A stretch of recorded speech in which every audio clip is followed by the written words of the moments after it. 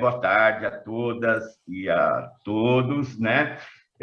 Agradecer à diretoria da FenaJuF pelo convite, me sinto muito honrado de poder estar aqui para poder falar sobre essa questão de tamanha relevância para os servidores. Parabenizar, né, o Luiz Alberto e a Vera pelo trabalho excelente que estão fazendo nos nossos fóruns, aí levando as indicações dos servidores, né? E eu estava falando naquela hora que, para não fazer o compartilhamento agora, se sobrar tempo no final, eu vou até querer apresentar alguns dados. Já adianto, começando por aí, que eu não cheguei a fazer nenhuma conta específica, pensei até em fazer algumas projeções, mas terminei não fazendo, né? Então, se havia alguma expectativa nesse sentido, eu vou frustrar vocês, né? Eu preparei uma intervenção mais geral sobre o tema e acho que era a forma que eu estava pensando em contribuir, né, nessa discussão, né?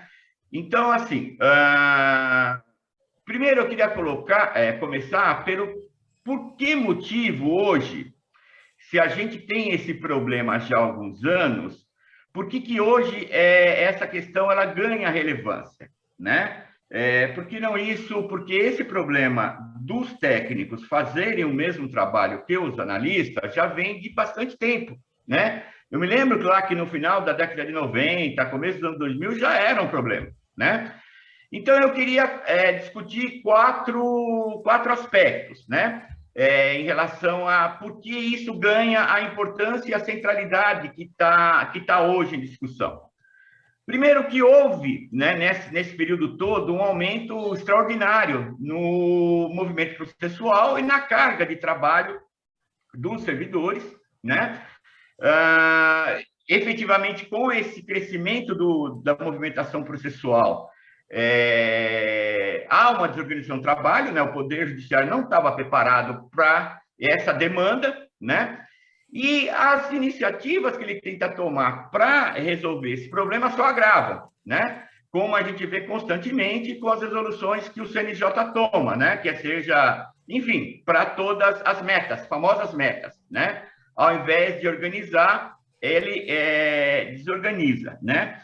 E ao longo desse período, mesmo percebendo esse aumento na carga processual, não foram tomadas medidas para aumentar o cargo dos servidores para organizar a situação mesmo no local de trabalho, né? Pelo contrário, muitas e muitas vezes os tribunais recebem as verbas para a contratação de servidores, mas terminam não utilizando esse dinheiro, e isso é uma coisa generalizada principalmente na Justiça do Trabalho, né? Então, o primeiro elemento que eu queria colocar era esse. Um segundo elemento é a questão das perdas salariais, né? Só de 2019 para cá, né, nós tivemos uma necessidade de reajuste, considerando o IPCA, se for o IPC será maior, de 19,99%, que é a reivindicação da FenaJuF. Isso sem considerar perdas anteriores na remuneração, né? Então, a gente vem de um arroxo considerável no salário, né? A terceira questão, que eu também acho que eu gostaria de destacar, estou citando algumas coisas, né? Dentre muitas que poderiam ser abordadas, eu só estou destacando esses pontos, né? É o fato de que há uma grande concentração dos servidores em final de carreira, tanto do técnico como do analista. Então, se a gente pega o fato de que o técnico está fazendo praticamente o mesmo trabalho, não é 100%, mas na sua maioria, né? Que o analista. Você pega que não tem contratação de novos servidores. Você pega as perdas salariais, que vai arrochando, né? Vai pressionando para baixo o nosso salário. E você pega essa concentração no final de carreira, onde você não tem perspectiva para onde avançar, né? Então, vai criando uma situação. E a quarta questão, que, digamos assim, de uma maneira indireta, mas ela é direta, que são as discussões no sentido da extinção do cargo dos técnicos, né? Isso pode não porque há uma discussão, diferente do salário, que eu estou sendo diretamente sentindo, porque quando eu vou colocar gasolina, comprar feijão, arroz e tal, eu sinto isso, né? Nesse caso não, mas Há uma pressão, né, para a extinção dos cargos dos técnicos, que vem junto com a precarização tal, e de uma maneira ou de outra, mesmo se não é tão pesado como os outros elementos, ele termina tendo um peso, né? No trabalho, etc, etc. Então, eu, como pano de fundo, vamos dizer assim, dessa problemática, né, eu colocaria essas quatro questões, resumindo, né? A questão do aumento na carga de trabalho, a desorganização que é causada por isso e a desorganização que é acrescentada pelas resoluções que são feitas. Vocês estão me ouvindo? Porque aqui deu um problema aqui na minha tela. Estão me ouvindo? Alô? Sim, estamos ouvindo. Aqui entrou uma tela compartilhada. Não, mas estamos ouvindo. Como é que eu faço para voltar para a situação anterior? Aqui, desculpa.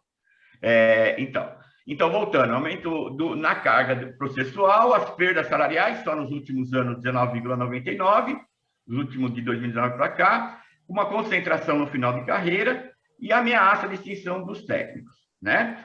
Bom, então esse é o primeiro tema que eu queria abordar, né? No meu tempo mental, eu estou no meu tempo, né? O segundo aspecto mais geral que eu queria abordar nessa conversa, vamos dizer assim, é a questão das diferenças de remunerações ao longo do tempo de técnicos e analistas. O Luiz Alberto, inclusive, já em algumas tabelas, ele já apresentou isso, eu queria destacar algumas questões nesse sentido, né? Bom, em 1996, que é a base que eu estou fazendo a comparação, a diferença entre o inicial e final de analista era de 114,3%. Em 2019, caiu para 50%. Então, entre o inicial e o final de analista, você tinha... E depois eu quero apresentar o gráfico, eu não quero... Eu vou, se sobrar tempo, eu quero apresentar o gráfico. Eu só vou falar agora, só para sobrar tempo, né? Se não sobrar, eu pelo menos falei o que eu pensei em falar, entendeu? Então, a diferença caiu de 114 para 50. Na dos técnicos, a diferença entre o inicial e o final era de 123. Caiu também para 50%, porque existe a relação entre as carreiras de 50% entre o inicial e o final, né? Essa concentração, vamos dizer assim, essa compressão, né? Ela foi benéfica para todos os setores, tanto o técnico como o analista. Por quê? Porque, ao fim e ao cabo, é um período menor que você tem para alcançar o final de carreira, né? Então, foi uma coisa que beneficiou os conjuntos dos servidores, no caso, analistas e técnicos, né? Bom, a segunda questão é em relação à diferença entre o técnico em final de carreira e o técnico e o analista em final de carreira, né? Em 96, essa relação é de 69,2%. E ela caiu para 64,1%. Mesmo não havendo mais a sobreposição, essa relação entre o maior salário do técnico e o maior salário do analista teve uma pequena diminuição justamente pelaquela compressão que eu falei no item anterior. E no caso dos técnicos, né, o inicial de técnico para o inicial de analista era 76,5%, portanto, um pouco maior, e também ficou em 64,1%. Né? Também houve uma diminuição. Veja bem, tudo isso já considerando que não há mais sobreposição nas remunerações, né? E uma coisa, ao fim e ao cabo, eu fiz uma conta, como eu estou dizendo, se der tempo eu apresento os gráficos, que foi a diferença de aumento nesse período entre técnicos e analistas, né? No final de carreira, os técnicos em final de carreira, nesse período de 96 para cá, eles tiveram 3,10% a mais de aumento do que os analistas em final de carreira. E os técnicos iniciais, 7,56%, né? Então, por que eu estou falando isso? Estou falando isso porque eu não estou a favor da reivindicação dos técnicos? Não, muito pelo contrário. Eu estou falando isso só para a gente ter porque tudo isso faz parte da discussão. Porque se a gente for conversar com o presidente do tribunal e nos conselhos, etc., etc., esses dados que a gente tem podem ser usados contra a gente. E eu estou aqui justamente para esclarecer essa situação. Então, não se trata de relativizar nem de dar uma menor importância. Pelo contrário, é mais para a gente ter a exata medida do que é que está acontecendo. Claro que, se não tivesse, se continuasse a sobreposição, a relação não seria essa. E esse ganho a que eu me referi seria maior, né?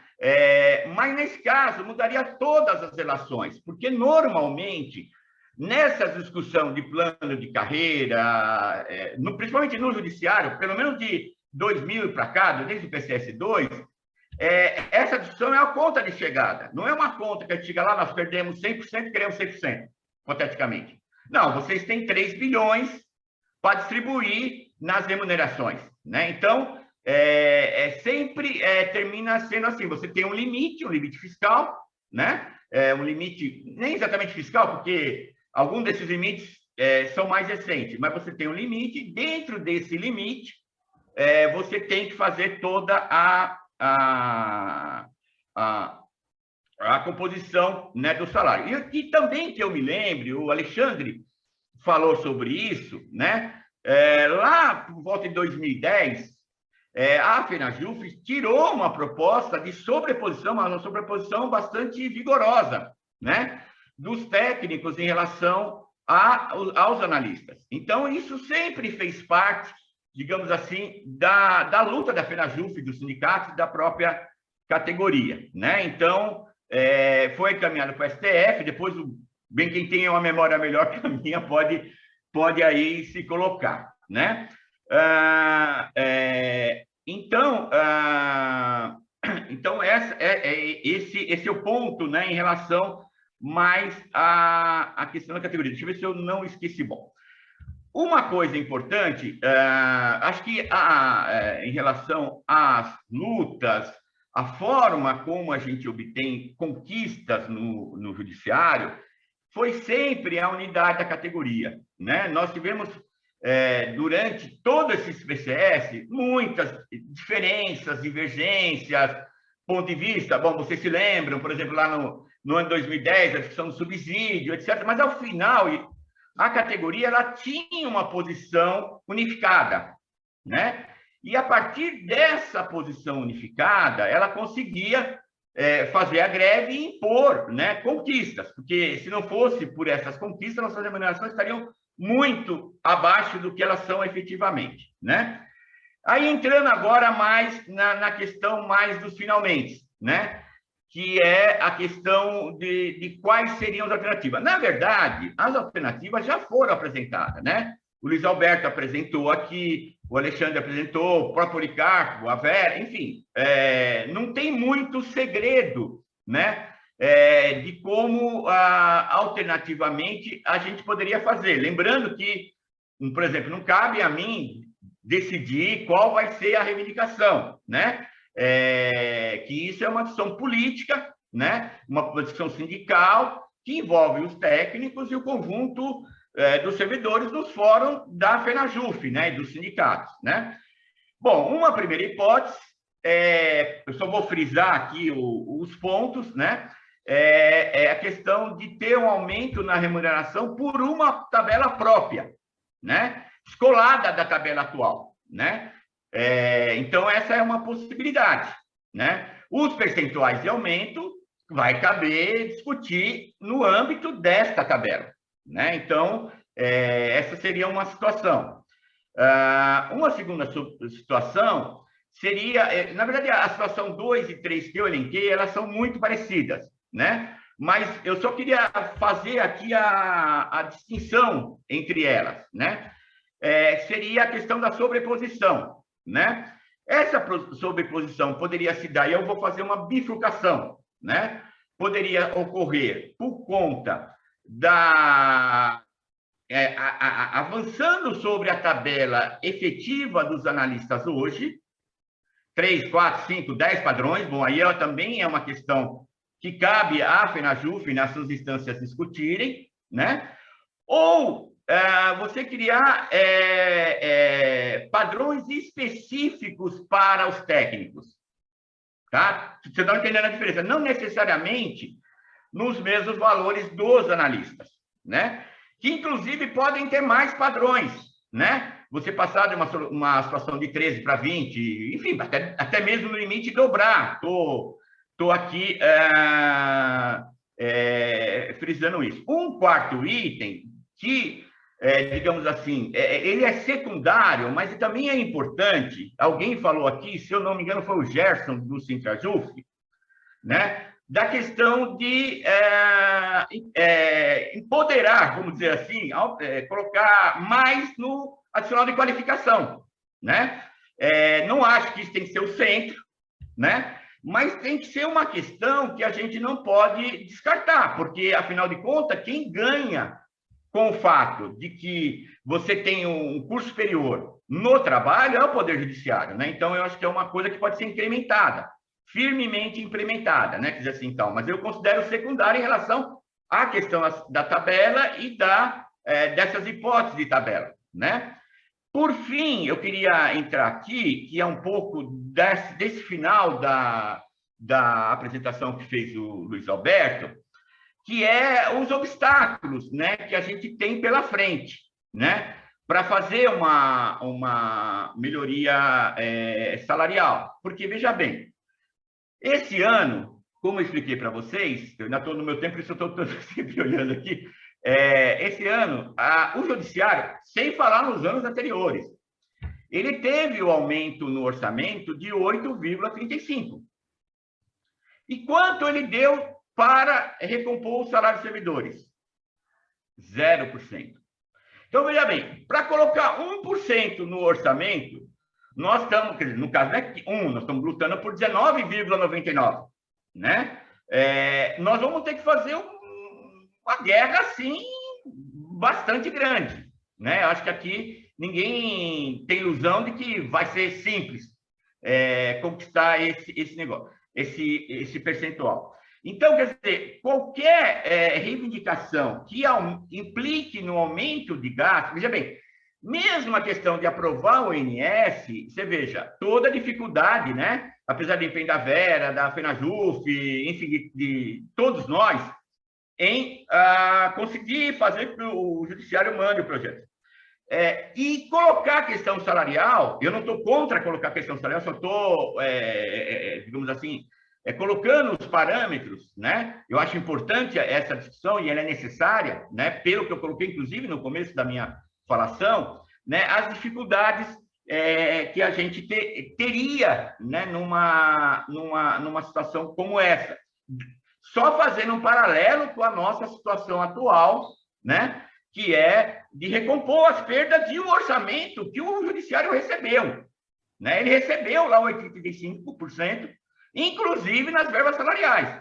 O ano passado ele recebeu também o IPCA, no ano retrasado também o IPCA, e não deu nenhum centavo para o reajuste de servidores, né? Então, se nós estamos tendo dificuldade com isso, é claro que nós vamos ter que ter dificuldade com isso. Então, isso não é para desanimar, pelo contrário, é para a gente entender e perceber o grau de mobilização que a gente vai ter que ter em relação a conseguir isso, porque nesse momento é mais uma questão política do que propriamente uma questão fiscal. E, para terminar, aí, falando aí da questão dos limites legais, né? Basicamente, nós temos 3 limites hoje, né? Nós temos a lei de responsabilidade fiscal, nós temos a proporção dos gastos primários, despesas primárias obrigatórias, despesas primárias discricionárias, e nós temos o limite da EC. A lei de responsabilidade fiscal não há nenhum problema. Estamos longe, muito longe do limite. Essa proporção das despesas primárias discricionárias e as despesas primárias obrigatórias também estamos muito longe do limite, né? Então, não há nenhum problema. O problema está no teto de gastos. Por que está no teto de gastos? Porque eles usaram, durante os últimos anos, esse orçamento para outras rubricas e não aquelas de pessoal. Vocês estão me compreendendo, né? Então, precisaria... Então, você tem um limite de gastos que eles já estão usando, né? E a gente precisaria reorganizar o orçamento atual para caber não só a nossa reivindicação do 19,99, mas também a questão dos técnicos, né? Então, acho que agora deu meu tempo, né? Concluindo, então, não tem nenhum problema. O problema só, e não deveria ter, mesmo esse que tem o problema, que é a EC 95, o teto de gasto, não deveria ter. Era só eles terem usado, feito a guia, né? Até outro dia eu usei no debate isso aí, ter feito a guia lá para o advogado. No caso, o advogado seriam os servidores, né? Para receber lá o dinheiro deles. Eles não fizeram a guia. Eles pegaram a guia e, sei lá, deram para alguém, menos para quem de direito, que seriam os servidores para recompor seus salários, tá? Então é isso, gente. Eu tentei falar exatamente o meu tempo, deu 20 minutos. Agradeço a atenção.